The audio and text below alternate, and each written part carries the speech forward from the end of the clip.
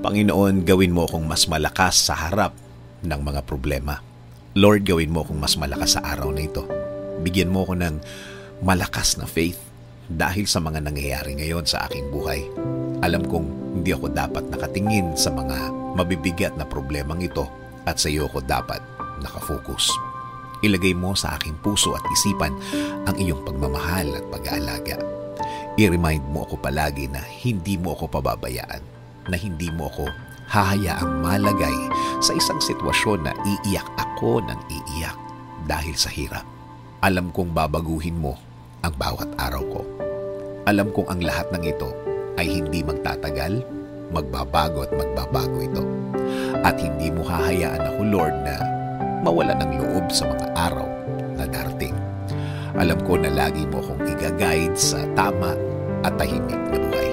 Lagi mo akong i-remind, Lord, na marami ka nang naitulong sa akin, na hindi mo ako pinabayaan ng mga araw na ako'y nahihirapan.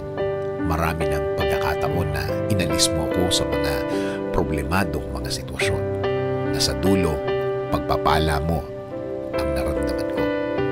Alam ko this faith of mine can move mountains, na hindi ako dapat papadaya sa aking nakikita, na dapat mag-focus ako sa iyong blessings na laging available para sa akin at sa aking mga mahal sa buhay. Alam ko din, Lord, na andyan ka nang magsimula ang mga problemang ito. At alam ko na nakikita mo ang mga problemang ito mula nang ito'y magsimula. At alam ko na hindi mo nahahayaan maging mas grabe pa ang nararamdaman ko ngayon. Wasak-wasak man ang mga nasa harapan ko, alam ko mabubuo ang lahat. Alam kong gagawin mong okay na naman ang lahat. Kaya, Panginoon, alam kong hindi ito ang dulo ng bawat nangyayari ngayon.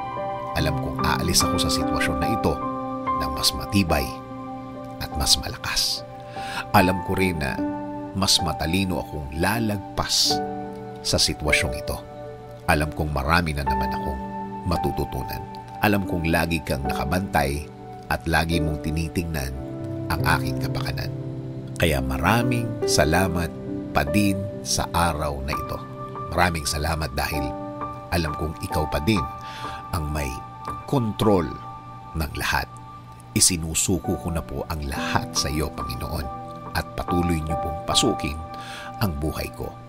At araw-araw akong aasa at kakapit sa iyo, Lord. In Jesus' name I pray. Amen. Sabi nga sa 2 Samuel 22:3, My God is my rock, in whom I find protection. He is my shield, the power that saves me, and my place of safety.